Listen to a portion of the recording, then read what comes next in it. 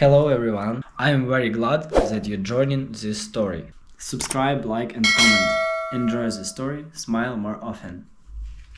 I always thought the worst thing that could happen on a wedding day was rain, or a misplaced ring, or maybe even a last-minute cold foot meltdown. But no one ever warns you about the smile behind the mirror, the kind that doesn't reach the eyes, the kind that hides a blade beneath silk and pearls. That morning, just hours before I was supposed to walk down the aisle and marry the man I love, I stood in a hotel suite surrounded by chaos and disbelief, staring at the shredded fabric of my wedding dress. It was hanging there on the closet hook, limp and gutted, the satin torn like a wounded animal, lace unraveling like an old secret finally breaking loose. For a moment, my breath caught in my throat, not from shock, but from a deep, bitter sense of confirmation. I knew this was coming. I didn't know how or when, but I knew it would come. I had seen it in the way she hovered too close when I first brought the dress home, her fingers grazing the fabric a second too long, her smile just a shade too bright when she said, "It's nice, Olivia." Simple. You've always liked simple, haven't you? And now here it was. Not so simple anymore. Destroyed. Sabotaged. And standing behind me, arms crossed and eyes glinting, was Jessica, my sister, my lifelong rival, and the one person who could ruin a day like this with nothing more than a smirk and a carefully timed oops. I didn't turn to look at her. I didn't need to. I could feel her grin in the air, hear it in the smug rhythm of her breath. "Oh no," she said behind me, with a sweetness so thick it made my stomach roll. "That's such a shame. I guess accidents happen." Her voice was syrup and spite, dripping over every syllable. She wanted a reaction. She wanted me to scream, cry, fall apart. She wanted me to crumble in front of everyone and admit defeat, admit she'd won whatever invisible war she'd been waging since childhood. But I didn't flinch. I didn't speak. I simply stepped back, turned slowly, and let my eyes rest on hers. Her smile widened, like a predator seeing a limp-legged deer. Then I walked past her without a word and bent down to unzip my suitcase. The room fell into a strange, suspended silence. I could feel the bridesmaids behind me freeze, their hands halfway to their mouths, unsure if they should intervene or vanish into the wallpaper. I reached in, pulled out a heavy satin bag, and placed it gently on the table. Jessica's expression twitched, just barely, but enough to make my spine straighten with satisfaction. I unzipped the bag, peeling it back inch by inch, and let the second dress spill into view. It wasn't just a backup dress. It was a masterpiece, cream-colored silk with delicate embroidery that shimmered in the morning light, pearl beading along the sleeves, and a train that glowed like a river of moonlight. It was elegant, opulent, and most importantly, unmistakably not off the rack. Jessica's smirk faltered, lips parting slightly in confusion. "You brought another dress?" she said, trying to recover her footing, her voice lifting in fake laughter. "What, were you expecting sabotage?" I looked up at her slowly, still calm, still quiet. "No," I said softly, "I just know you." The air in the room tightened, like it was holding its breath. Jessica glanced at the dress again, her eyes narrowing. And then she noticed it, stitched discreetly into the inner lining, a name in gold cursive thread that she'd recognize anywhere. Her face changed. For a moment, I watched her try to hide the flicker of recognition, the panic crawling up her throat. She stared at the label like it was a snake coiled inside the fabric. And then she laughed again, but this time it was forced, thin, stretched tight over something breaking underneath. She didn't speak again, not right away. Her hands trembled slightly at her sides, and I saw her glance toward our mother, who was suddenly very interested in her phone. The bridesmaids were whispering now, just under their breath, pretending not to stare while failing miserably. The silence between us grew thick again, heavy with something unspoken, something ancient and sour. Years of tension, of second-place trophies, of birthday parties that turned into competitions, of whispered insults passed off as jokes. This wasn't about a dress. It never was. And still, I didn't raise my voice. I didn't accuse or confront. I simply held the gown up by its shoulders and walked toward the mirror, admiring the fall of the fabric, the way it caught the light like it was made for it. Because it was made for me. Because I was always going to win this round, quietly, elegantly, and without stooping to her level. And as I held the dress up one last time, letting the gold name glint in the sunlight, I said just loud enough for her to hear, "Good thing I expected this." That was when her laughter died completely. There's something almost poetic about watching your worst fear unfold in slow motion while your heartbeat thuds steadily in your ears like a metronome of disbelief. The morning of my wedding should have been filled with soft laughter, last-minute mascara touch-ups, and the gentle rustle of satin and chiffon. Instead, I stood in a room that suddenly felt colder than it had any right to be, staring at the tattered remnants of what used to be my wedding gown, now hanging like a carcass from the closet door. The dress was ruined beyond recognition, lace torn like someone had attacked it with claws, beads scattered across the floor like tiny pearls of mockery, satin slashed in places that made it clear this wasn't some careless accident or unfortunate mishap. This was intentional. This was deliberate. And I knew exactly whose hand had made it so. Behind me, I could feel her presence before I even turned around, like the prickling sensation you get when you know someone's watching you with a smile that doesn't belong. Jessica, my younger sister by 6 years, and yet somehow always the first to claw her way to the center of every room, every conversation, every disaster. I didn't need to see her to know what expression she wore. I'd memorized that look over the years, the one she wore like a weapon, half sweet, half smug, as if daring you to call her out while she danced just out of reach from consequence. She didn't say a word at first, letting the silence marinate in the room like a slow poison, waiting for the precise moment to drop her well-timed insult. Then, as if she'd just noticed the mess, she gasped softly, her voice dripping with mock concern. "Oh no, that's just awful," she said, drawing out each word like honey over a blade.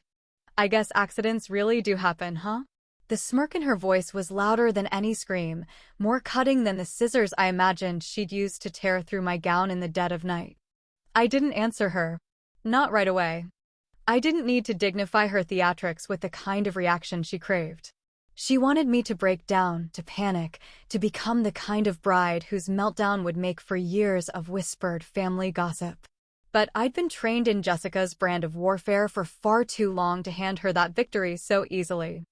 I took one more breath, slow and steady, then walked past her without a single glance, ignoring the way her eyes followed me like a cat watching a bird that hadn't realized it was already caught. I knelt beside my suitcase, unzipped it carefully, and pulled out a long satin garment bag I had packed 3 nights earlier. Not because I expected something like this, although, if I'm being honest, some part of me always knew it was possible, but because I learned a long time ago that when it came to Jessica, preparation was the only armor that ever held. The second dress hadn't been a last-minute whim or some impulsive indulgence. It had been chosen with precision, tailored with intention, and packed away with the kind of quiet resolve only someone with years of sisterly sabotage under her belt could fully understand. As I laid the bag across the bed and slowly unzipped it, the gasps that rippled around the room were audible, each one carrying a note of surprise, admiration, and a trace of confusion. The dress that emerged was not just beautiful, it was breathtaking. Ivory silk that shimmered like morning dew, intricate lace stitched with such artistry it looked like poetry woven into fabric, and a neckline so elegant it belonged in a gallery rather than a dressing room. But none of that was what made Jessica's expression flicker from smug amusement to stiff bewilderment. It was the label, stitched delicately on the inside seam, in golden thread, unmistakable and damning. Jessica leaned closer, as if to confirm what her eyes had already seen but her pride couldn't quite accept. Her laugh faltered, then returned in a slightly higher pitch, forced, brittle, strained. "Well, look at you. Fancy backup plan," she said, her tone teetering between mockery and disbelief. "Didn't know you had a secret stash of designer gowns tucked away." I stood, holding the dress to the light for a moment, letting it catch the sunlight streaming through the window as though even the universe wanted to highlight this moment. I turned slowly, met her gaze directly for the first time, and allowed the smallest smile to curl at the corner of my lips. "Good thing I expected this," I said, my voice calm, level, and sharper than anything she'd expected. Her eyes narrowed, flicking back to the label again. The color drained from her face like water down a sink, and for the first time all morning, Jessica had nothing to say. That silence, that glorious, stunned silence, was worth more than any apology she'd never offer. But that was only the beginning. 2 months before the wedding, I found myself standing in a quiet, sunlit loft in Manhattan, tucked high above the buzz of the city below, surrounded by walls lined with fabric bolts so fine they looked like clouds woven into silk. There was no nameplate on the door, no receptionist to greet me, no hint of the luxury that hid behind that unassuming wooden entrance. It had taken only one discreet phone call to be invited in, a favor granted, not because I had the money or fame to deserve it, but because someone, somewhere, believed I needed something extraordinary. And maybe I did. Maybe after everything, I needed something that didn't come prepackaged in expectations and obligations, something that didn't smell like Jessica's perfume or echo with my mother's voice. She stood at the window when I arrived, sipping tea from a delicate porcelain cup, dressed in soft linen that whispered elegance without trying too hard. Her eyes met mine with a kind of quiet knowing, like she'd seen versions of me before, women worn down by smiling through too many betrayals, women with shoulders that remembered every weight ever placed upon them. She didn't ask questions. She didn't offer compliments. She simply gestured to the dressmaker's form standing in the center of the room, draped in half-finished fabric that already looked like it belonged to a better version of me. "You don't want a dress," she said, setting down her cup with care. "You want armor that doesn't look like armor. Something that glides, but cuts if it needs to." I didn't answer right away. I just walked slowly toward the mannequin, running my fingers across the texture of the fabric, feeling the weight of each bead, each stitch sewn not just with thread, but with intention. I didn't know who she was, not really. She never offered a full name, and I never asked. But she handed me a sketch before I left, one that would later become the dress Jessica now pretended not to recognize, even as the label burned in her mind like a brand. "You deserve better than this circus," the woman had said as I prepared to leave. "So wear something that reminds you of it." Back in the present, the circus was very much alive and thriving. Jessica had been unraveling all morning, unable to hide the mounting pressure of her own insecurities. After the dress incident, she'd begun snapping at everyone, from the florist who was late by 20 minutes to the caterer who used the wrong kind of garnish on the hors d'oeuvres. At first, it was small, little digs, minor inconveniences she blew out of proportion. But by afternoon, she was storming through the venue like a hurricane dressed in pastel, knocking over vases, insisting the flower arrangements were placed in the wrong emotional direction, whatever that was supposed to mean. I watched her, calmly, from the side of the room, sipping champagne I didn't really want, smiling politely at the bridesmaids as they exchanged uneasy glances and quietly shuffled away from her storm path. She tried turning them against me, too, whispering little half-truths, reminding them of past dramas, feeding them crumbs of conflict to see if they'd bite. But it wasn't working anymore. Something in the air had shifted, and they were starting to see her clearly, not the sister she pretended to be, but the one I'd always known existed beneath the gloss and fake laughter. Daniel, too, had begun to notice. He wasn't a man easily rattled, but I saw the subtle tightening in his jaw, the way his eyes tracked Jessica's movements with increasing concern. "Is she always like this?" he asked quietly, catching me between moments as the planner handed me a final checklist. I only smiled and replied, "You're just seeing the outer layer. She's been unraveling underneath it for years." Still, I remained calm. I didn't lash out, didn't raise my voice, didn't meet chaos with chaos. Because I knew something Jessica didn't. I knew that when someone like her expects a war, the most effective revenge is peace. Not silence, not surrender, but poise, composure, and timing so perfect it feels like fate pulling the strings. And so, as the evening rehearsal wrapped up and the guests began retreating to their hotel rooms, I walked over to where she was slumped in a chair, fanning herself with a program like she was the exhausted heroine of her own melodrama. I reached into my bag and pulled out a small, velvet gift box, holding it out with both hands and a soft smile. "A little something to wear for the wedding," I said, my voice calm as ever, though I could feel the weight of anticipation humming beneath the surface. Jessica looked up, surprised but curious, and took the box from my hand. She stared at it for a moment, suspicious, as if expecting a snake to spring from it instead of a gift. And for a brief flicker of a second, I saw the smallest sliver of doubt creep into her expression. I didn't explain what was inside. I didn't need to, because I already knew what it would do. There's a very specific silence that follows the opening of a box that doesn't contain what someone expected. It's the kind of silence that doesn't come from awe or appreciation, but from the sudden choke of history returning all at once, wrapping itself around a throat that thought it had buried the past for good.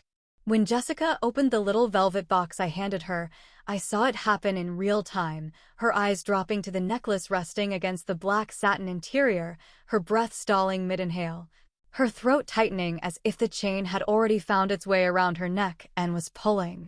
It wasn't just any necklace, not something new or fashionable or chosen for aesthetic value. It was an exact replica of the one our father had given me on my 17th birthday, an heirloom, he'd said, passed down from our grandmother, polished and cherished and meant to be worn by the daughter he believed carried the weight of his legacy. That necklace had been mine, not in theory, not in shared sentiment, but by deliberate gift, personal meaning, and unshakable memory. But years ago, in the mess of another family gathering, that necklace had disappeared from my jewelry box. I remember the feeling vividly, the panic that bloomed when I first noticed the empty space in the velvet slot where it always rested, the desperate search through drawers, beneath bed frames, inside old purses. No one had seen it. No one had heard anything. But just 2 months later, Jessica had worn something eerily similar to our cousin's wedding, brushing it off casually when I asked where she got it. "Oh, this old thing," she'd said, fingers toying with the clasp. "Found it in Mom's keepsake box, I think. Probably just costume jewelry." Even back then, I knew she was lying. I could feel the truth sitting beneath her words like a stone in my gut, but I'd been too tired, too worn down by years of playing referee in our family's quiet war, to confront her. It felt easier to let it go, to pretend that maybe it hadn't been stolen, maybe I'd misplaced it somehow, maybe the truth wasn't quite as sharp as it looked in the light. But I never forgot. And I never forgave. And now, here she was again, staring into a box that mirrored the theft she thought she'd gotten away with, holding a necklace that was not just identical, but identical enough to make her doubt whether the one around her neck all these years had ever truly belonged to her in the first place. She hesitated, blinking hard, forcing her lips into a half-smile that didn't fool anyone. "Well, isn't this lovely?" she said, her voice tight as wire, fingers closing the box too quickly, too forcefully, like she needed to make it disappear before the moment swallowed her whole. Around us, the room had gone quiet, too quiet. Even the background rustle of fabric and glassware seemed to pause, as if the walls themselves were waiting for her next move. A few of the bridesmaids exchanged looks, eyebrows raised, clearly sensing something deeper under the surface of our exchange. Daniel, standing just a few feet away, glanced between us with that familiar crease forming between his brows, the one that meant he was paying closer attention than he let on. He stepped forward, gently placing a hand on my arm, and leaned in just enough for only me to hear him. "What's really going on here?" he asked, voice low, not accusatory, just quietly seeking. I turned my head slightly toward him, met his eyes, and gave a small smile that didn't quite reach my own. "I'll tell you after the vows," I said softly, letting the words carry just enough weight to remind him that not every story needed to be told before it was ready to be heard. Jessica was still clutching the box, fingers white-knuckled, her expression frozen somewhere between rage and disbelief. She'd realized what I'd done, but more importantly, she realized others had realized too. This wasn't a private humiliation anymore. This wasn't just between sisters behind closed doors. This was a wound reopened in front of an audience, a quiet reckoning dressed in pearls and wrapped in velvet. And she hated that more than anything. As the room began to stir again, the tension slowly dissipating beneath surface-level conversation and nervous laughter, I noticed Jessica quietly stepping away, pretending to check her phone, her posture stiff, her movements rehearsed. She slipped through the archway and disappeared into the hallway, the box still tucked beneath her arm. I waited just long enough to not look obvious, then followed after her, heels silent against the floor, heart steady, breath calm. Because I knew, deep down, that this was far from over.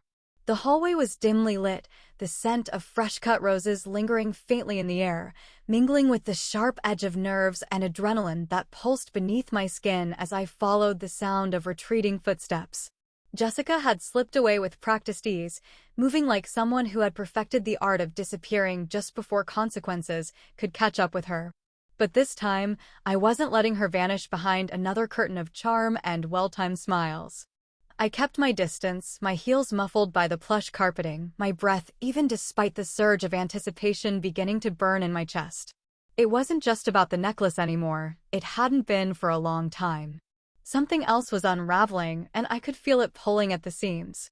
I rounded the corner near the private dressing suites, just in time to hear her voice through the slightly cracked door of the side parlor, the low hum of her speech punctuated by a tone she only ever used when she thought no one was listening. But what stopped me cold, what made my pulse spike like a struck match, was the second voice, deeper, masculine, familiar, but not entirely recognizable.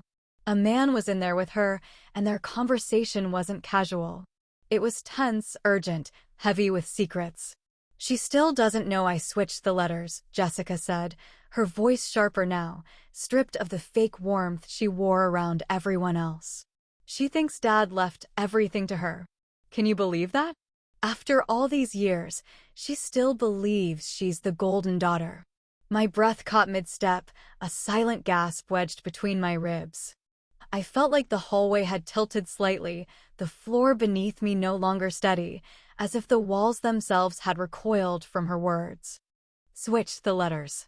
My father's will. My father's legacy. The house, the stocks, the art collection he'd treasured. All of it had supposedly passed to me in his final wishes, or so I was led to believe when the lawyer read through the documents, clipped and clinical in tone, a distant echo of the man who had raised me with quiet strength and unwavering loyalty. I had accepted what was read to me not as victory, but as burden, an inheritance I never sought but felt obligated to honor. But now, standing outside that door, every assumption I'd clung to began to crumble in my hands. Jessica had altered something that had changed the course of our lives, the balance of power, the narrative our family had spun for years. And I'd never questioned it, never dug deeper, never imagined my own sister would be capable of tampering with something so sacred, so final. I wanted to burst through the door, demand answers, scream at her for the years she'd stolen from me, not just money or property, but the clarity of knowing who my father truly meant to trust. But I didn't move. I didn't interrupt. I backed away slowly, letting the shadows fold around me, keeping my breathing steady while my hands curled into fists. Because now I knew. And knowing was more powerful than shouting. I walked away from that door with a new kind of fire in my veins, a calm, smoldering flame that carried me through the final hours leading up to the ceremony. I let the makeup artist finish my eyes, let the stylist adjust the train of my gown, let the planner walk me through every moment of the processional as if nothing had changed. Because this wasn't a moment to break. This was a moment to sharpen.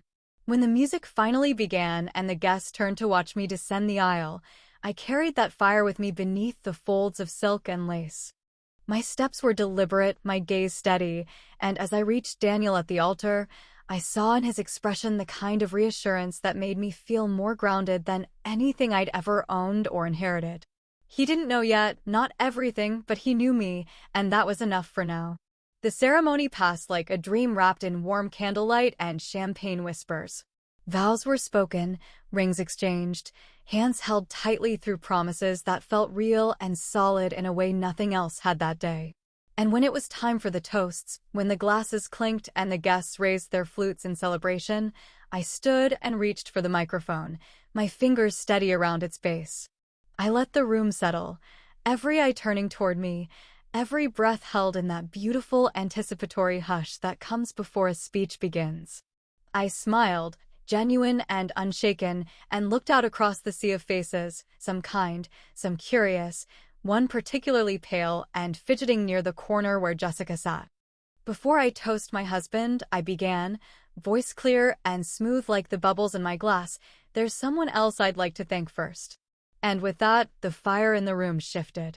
There's a moment just before the truth arrives when the air feels thick with anticipation, like every breath is made of electricity and every heartbeat sounds louder than it should. The clinking of champagne flutes had just begun to fade when I stepped forward toward the center of the reception hall, my dress catching the golden light in delicate waves, each step deliberate, each breath measured. I could feel the weight of 100 eyes settling on me, some filled with admiration, others with idle curiosity, but one pair, just one, was heavy with dread and flickering panic. Jessica sat at the edge of the room, fingers twisting the linen napkin in her lap, her smile pulled too tight, her posture too rigid, as though she knew that whatever was coming next had her name etched into it somewhere. And she wasn't wrong. I lifted the microphone slowly, allowing the room to quiet again, then looked directly into the crowd, not at Jessica, not at Daniel, not even at my mother who had already begun to fidget nervously, but at someone seated near the back, half-shadowed by the soft glow of fairy lights. My gaze landed on her, and she met it with the calm confidence of someone who had waited a very long time for this moment to arrive. "I want to take a moment," I said, my voice clear and steady, "to thank someone who made this day even more meaningful than I ever could have imagined." A hush settled across the room like a velvet curtain. Not just for the dress, although it is stunning, isn't it? A few guests laughed gently, but I continued without breaking eye contact. But for reminding me that sometimes, what we wear is more than just fabric and silk, it's a reflection of truth, stitched into every seam. As if on cue, the woman in the shadows stood slowly, her presence commanding without a hint of arrogance, elegance radiating from her like the quiet authority of someone who never needed to shout to be heard. Whispers rippled through the crowd as heads turned, curious glances darting between her and me. Then, softly, with a voice like smooth glass, she spoke. "You deserve more than fabric and silk," she said, her tone measured, deliberate, and unmistakably resolute. "You deserve truth." And in that moment, it was as though time snapped in half. Jessica's head jerked toward her in disbelief, her mouth slightly open, eyes narrowing as if her brain was still catching up to what her gut had already registered. She knew that voice. She knew that face. And I could see it, the exact second she realized who the woman really was. The designer, the one whose name had shimmered in gold thread inside my gown, wasn't just a fashion legend or an elusive artist sought out by celebrities. She was my father's former business partner, the same woman Jessica had spent years pretending never existed, the same woman who had mysteriously vanished from our family's history, spoken of only in half-whispers and unfinished sentences when my mother was in a bad mood. But here she was now, very much real, standing in a room full of witnesses, carrying a truth far heavier than silk. Years ago, after our father's death, she had quietly contacted me. She'd discovered the discrepancies in the estate documents, tiny edits, precise enough to evade the casual-eyed but glaringly obvious to someone who knew what the original letters had said. Jessica hadn't just stolen a necklace. She had rewritten our family's legacy with a pen dipped in greed and desperation. But instead of dragging her into court, instead of fueling another spectacle, I had waited. I had watched. I had planned. I never needed to destroy her. I only needed to let her destroy herself. And she did. The final twist came not with a bang, but a whisper, when the designer turned her eyes toward Jessica and said, almost gently, "Funny thing about this dress. It was originally meant for someone else, until I realized she didn't know how to wear honesty." That was when Jessica stood abruptly, chair screeching behind her, cheeks flushed in shades of crimson that no amount of concealer could hide. She didn't speak, didn't argue, didn't even attempt a final performance. She simply turned on her heel and walked out of the reception hall, head low, dignity unraveling behind her like the train of a gown she never earned. I didn't follow her. I didn't need to. Some endings don't require confrontation. They simply require clarity. So I raised my glass, turned back toward my guests, and smiled. To truth, I said simply, letting the words hang in the air like silk. Revenge doesn't always come with fire and fury. Sometimes it arrives wrapped in lace, stitched with silence, and labeled with a name that cuts deeper than any insult ever could. And now I wonder, what would you have done? Would you have exposed her in front of everyone, torn down the illusion piece by piece? Or would you have smiled like I did and let karma wear heels? Because some truths don't need to be screamed. They just need to be worn.